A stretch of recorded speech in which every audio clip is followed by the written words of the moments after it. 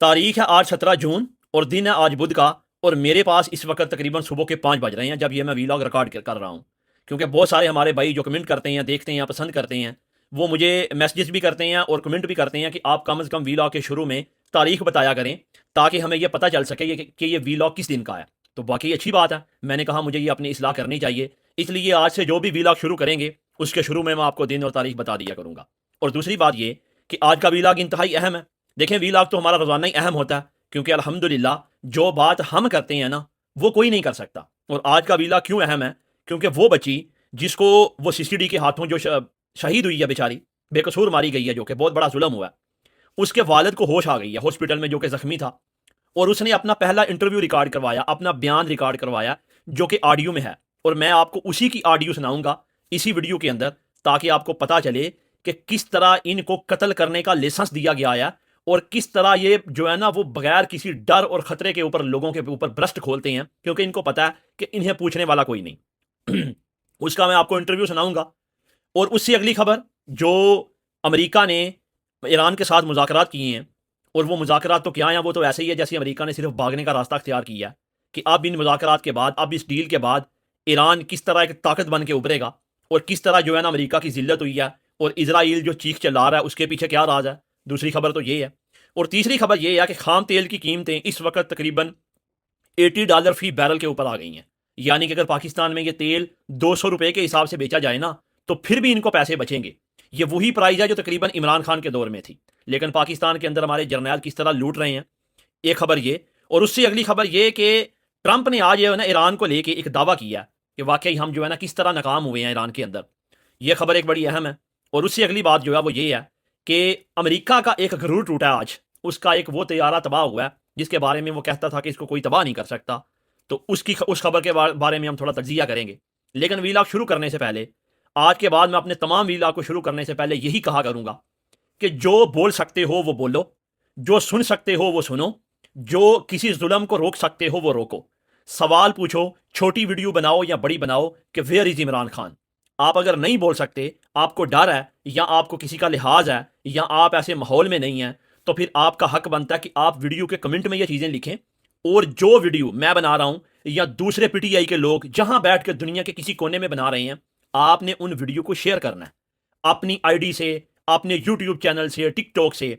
कम से कम अगर आप बोल नहीं सकते तो आपका यह हक बनता है कि आपके सामने किसी की भी ऐसी वीडियो आए जो कि हक बोल रहा है, जो कि वक्त के जुल्म और यजीद के खिलाफ बोल रहा है। आपका हक बनता है कि आप उस वीडियो को जरूर शेयर करो। आप अगर ऐसा कर देंगे ना तो आपका हक अदा हो जाएगा। लेकिन अगर आप देख के अपनी राय भी नहीं देते और शेयर भी नहीं करते, तो फिर आप में और इन पटवारियों में फर्क कोई नहीं है। क्यों?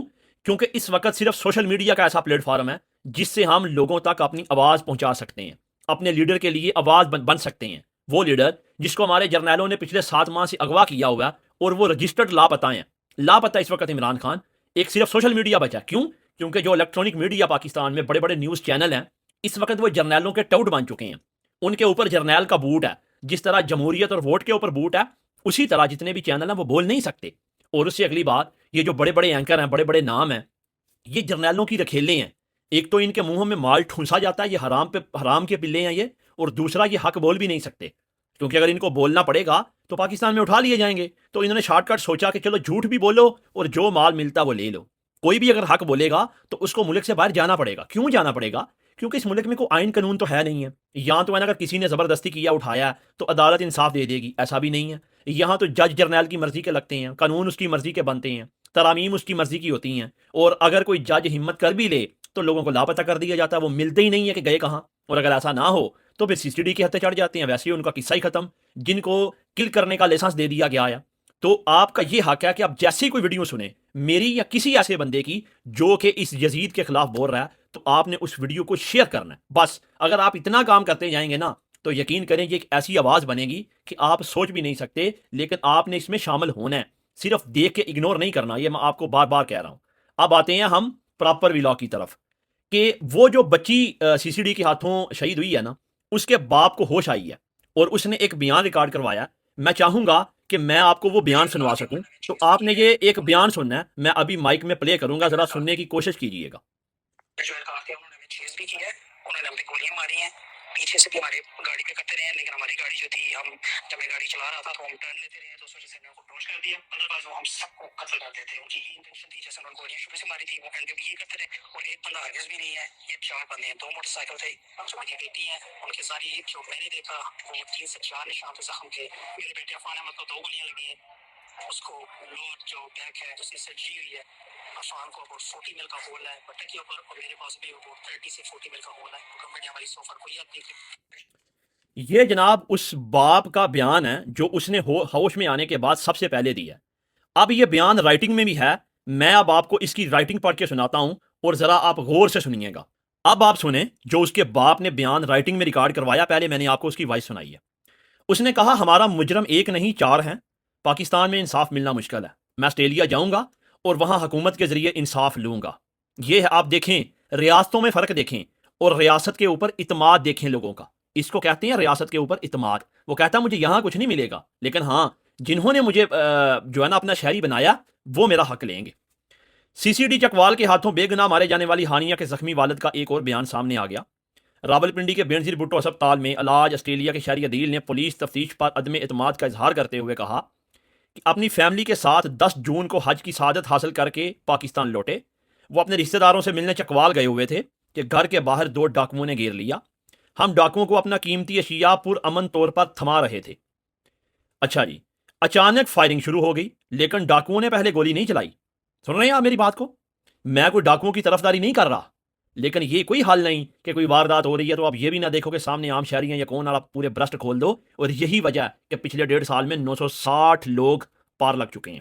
سنیے گا ذرا، ڈاکوؤں نے پہلے گولی نہیں چلائی بلکہ موٹر سائیکلوں پر سوار 4 سی سی ڈی اہلکاروں نے ہماری گاڑی پر اندھا دھند گولیاں برسا دیں۔ پولیس کی فائرنگ کے بعد صرف ڈاکوؤں نے 2 ہوائی فائر کیے اور وہ بھاگ نکلے۔ سی سی ڈی اہلکاروں کی فائرنگ اتنی شدید تھی کہ 9 سالہ بیٹی کو 3 سے 4 گولیاں لگیں اور وہ ہسپتال پہنچنے سے پہلے ہی دم توڑ گئے۔ اب مجھے ایک چیز کی سمجھ نہیں آ رہی، ابھی بیان باقی ہے، کہ واردات کر رہے ہیں وہ بائک کے اوپر، اگر وہ گاڑی کے اندر گھسے ہوئے ہیں تو کوئی جاہل سے جاہل پولیس آفیسر بھی ہوگا نا یا پولیس والا ہوگا تو وہ سوچے گا کہ یار گاڑی میں وہ لوگ بھی تو ہیں نا جن کے ساتھ واردات ہو رہی ہے۔ تو ہم اچھا دیکھیں، اب جس بندے نے اس چیز کو جج کیا، اس کا مطلب کہ اس نے یہ جج کیا کہ گاڑی کے اندر کوئی حرکت ہو رہی ہے، تو اس نے کہا کہ پہلے جا کے دیکھا جائے، دور سے گولیوں سے بون ڈالو، دیکھی جائے گی جو ہوئے گا۔ مطلب آپ دیکھیں کہ ان کو لائسنس دیا گیا کل کرنے کا، ان کے پاس اتنی فرصت بھی نہیں کہ وہ جا کے پہلے گاڑی کو چیک کریں کہ گاڑی کے اندر ہو کیا رہا ہے۔ ان کو صرف شک ہوا۔ اس بات سے میں یہ چیز جج کر رہا ہوں کہ اگر وہ ڈاکو کر رہے تھے تو وہ بھاگ بھی نکلے، اس کا مطلب ہے انہوں نے بہت دور سے گاڑی کو دیکھا، وہیں پہ رک گئے ہیں۔ انہوں نے سوچا کہ کوئی ڈرانے کی ضرورت نہیں ہے کہ کوئی بھاگے، سب کو یہیں پہ ٹپا دو، یعنی کہ ان کو پتا تھا کہ ہماری فائرنگ سے عام لوگ بھی جا سکتے ہیں، لیکن کیا فائدہ، ان کو لائسنس ملا ہوا کل کرنے کا تو کوئی مسئلہ ہی نہیں ہے۔ اچھا جی، اس سے آگے آئیں۔ اچھا جی، ڈاکوؤں نے صرف 2 ہوائی فائر کیے اور وہ بھاگ نکلے، لیکن سی سی ڈی نے ہمارے اوپر گولیوں کے برسٹ کھول دیے۔ 4 گولیاں 9 سالہ بیٹی ہانیہ کو 4 گولیاں لگیں اور وہ ہسپتال پہنچنے سے پہلے دم توڑ گئی تھی۔ 11 سالہ افنان کو 2 گولیاں لگیں اور میرے بازو سمیت جسم میں 2 گولیاں لگیں۔ عدیل نے روتے ہوئے بتایا کہ گولیوں کی بچھاڑ سے میری گاڑی کے بریک فیل ہو گئے۔ اب یہاں ایک اور چیز بھی ہے، یہ بندہ اسی رپورٹ میں آگے جا کے یہ ایڈمٹ کرتا ہے کہ میں نے زخمی ہونے کے باوجود گاڑی کو بگایا، یعنی ڈاکوؤں سے تو میں بچ گیا، لیکن پولیس سے بچنے کے لیے میں نے زخمی طور کے اوپر گاڑی کو بگانا شروع کر دیا کہ خدارا میں ان سے بچ جاؤں۔ دیکھیں آپ کس طرح ان کو جو ہے نا وہ بے احتیاطی دی ہوئی ہے کہ آپ جو مرضی کرتے پھریں، آپ جتنے مرضی ٹپا دیں، یہ تو جانور اور کیڑے مکوڑے ہیں، کیا فرق پڑتا ہے۔ اچھا جی، میری گاڑی کے بریک فیل ہو گئے، لیکن میں نے زخمی حالت میں بھی کسی طرح گاڑی بگائی، اگر میں وہاں سے نہ نکلتا تو پولیس اہلکار ہم سب کو وہیں ڈیر کر دیتے۔ یہ ہیں ان کے ایکشن۔ ہاں جی، جرم کی صفائی ہو رہی ہے۔ اگر وہ ڈاکوؤں کو جانے دیتے تو بعد میں ان کا پیچھا کرتے تو میری معصوم بیٹی آج زندہ ہوتی۔ عدیل احمد نے حکومت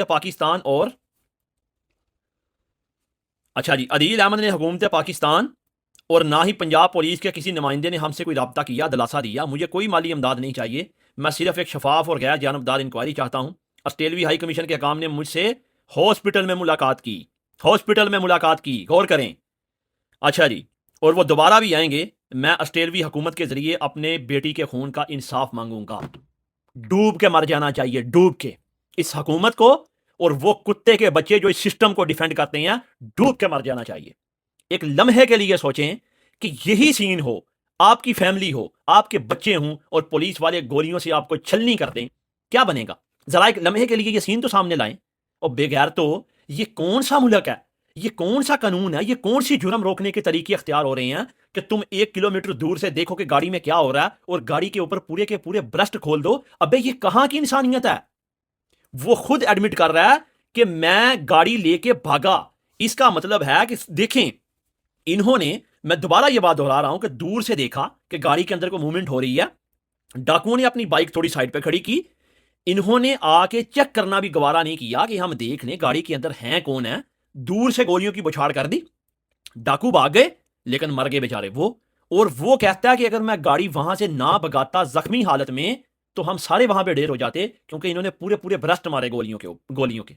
یہ ہے جی آپ کی CCD.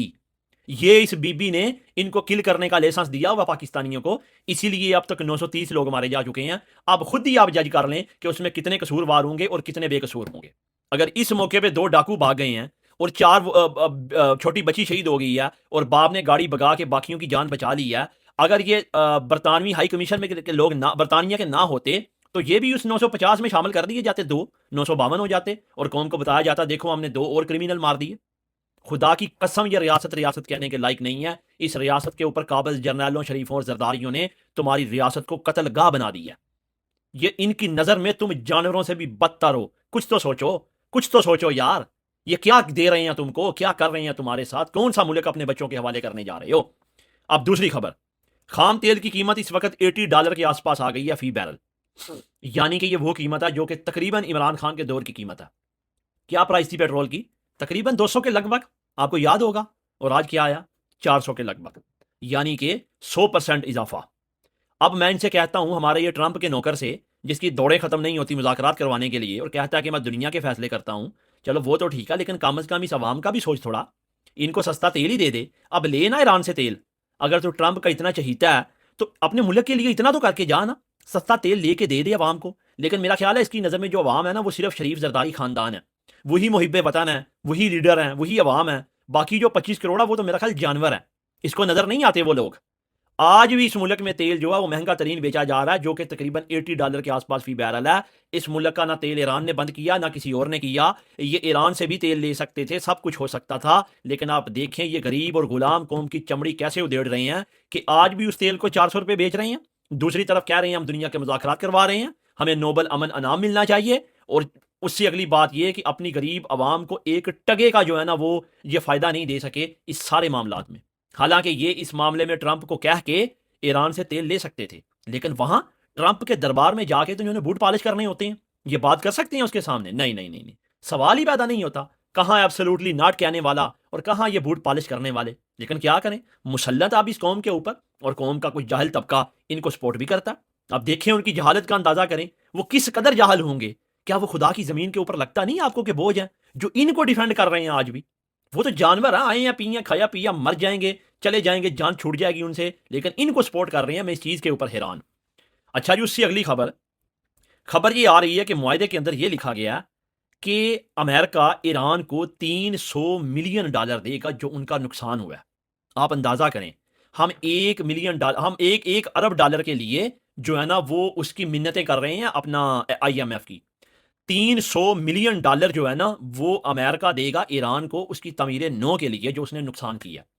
اب یہ معاہدے میں شک تو لکھ دی گئی ہے، لیکن ٹرمپ جو ہے وہ آئیں بائیں شائیں کر رہا ہے کہ نہیں ایسا نہیں ہے، ویسا نہیں ہے، میں یہ پیسے گلف کنٹری سے لے کے دوں گا. ابھی ان سے کیا لے کے دے گا؟ ان کا تو بیچاروں کا پہلے تیل نکل چکا ہے، ان کی تو معیشت پہلے تباہ ہو چکی ہے اس تیری جنگ کی وجہ سے. وہ کیا دیں گے؟ ان کے پاس کیا بچا گگو؟ اب یہ خود ہی دینا ہے. لیکن آپ دیکھیں کہ ایران نے کس طرح جو ہے نا اس جنگ کے بعد تمام معاملات کو اپنے ہاتھ میں لیا، کیسے ثابت قدمی کے ساتھ وہ ٹکے رہے ہیں، کیسے انہوں نے ہر چیز کو جو ہے نا وہ ہینڈل کیا اور تحمل کا مظاہرہ کیا کہ نہیں مذاکرات ہوں گے تو ہماری مرضی سے ہوں گے. حالانکہ ٹرمپ کے نوکر نے کوئی کسر نہیں چھوڑی، لیکن وہ نہیں مانے. انہوں نے کہا ہم وہی کریں گے جو ہم نے کرنا ہے. اس نے جنگ لڑنی ہے تو لڑ لے. آج ذرا معاہدہ اٹھا کے دیکھیں، آلریڈی میں نے وہ ویلاگ اپلوڈ کر دیا ہے، آپ نے سنا ہوگا کہ اس میں ہے کیا. معاہدے میں امریکہ کے پلے کچھ رہ گیا؟ اس کی ہار میں کوئی شک رہ گیا؟ یقین کریں میں تو حیران ہوتا ہوں کہ اس کو حاصل کیا ہوا. اور دوسری طرف اسرائیل چیخے مار رہا ہے کہ ہم کو یہ جو ہے نا وہ معاہدہ کر کے ہمارے تو پلے کچھ نہیں چھوڑا. کیوں؟ کیونکہ ان کے سارے منصوبے درے کے درے رہ گئے. اگر یہ ایران درمیان میں نہ آتا تو اب تک چپا جاتا جو پورے عرب ممالک کو اسرائیل. لیکن ایران نے بھائی روکا نا، ایران نے لڑکے دکھایا نا. اور اب جو کیا، جو یہ جتنا بھی اپنا معاہدہ وہ سارا ان کی مرضی پہ ہوا نا، ساری باتیں منوائی نا. ایسے لڑتے ہیں علی والے. اچھا جی، اس کے بعد ٹرمپ نے آج ایک پریس کانفرنس میں انکشاف کیا. اس نے کہا کہ بالکل ہم نے ایران میں رجیم چینج کرنے کی کوشش کی تھی لیکن نہیں ہو سکی. نہیں ہوگی نا جناب. کیوں؟ کیونکہ وہاں باجوہ نہیں ہے. وہاں باجوہ جیسے غدار ہوتے تو رجیم چینج ہو جاتی. وہ جرنیل جو تمہارے بوٹ پالش کر کے آتے ہیں اور بوٹ پالش کر کے جاتے ہیں، تمہارے حکم کا جو ہے نا ایک سیکٹری تمہارا حکم دیتا ہے تو ان کا پیشاب نکلا ہوتا ہے، لیکن وہ ایران والے ہیں، وہ اپنے ملک سے محبت کرتے ہیں. تم نے ٹل کا زور لگا لیا. موساد نے اپنا جو سربراہ آیا اس کو استعفیٰ اس سے لے لیا کہ تم نے یہ منصوبہ کامیاب نہیں کیا. اور یہاں ایک سیکٹری نے صرف وہ سائفر لکھ کے دیا تھا اور یہاں جرنیلوں کا پیشاب نکلا ہوا تھا اور تحریک عدم اعتماد کے ذریعے ملک کا بیڑا غرق جو کر دیا آج تک، اس کے یہ ذمہ دار ہیں.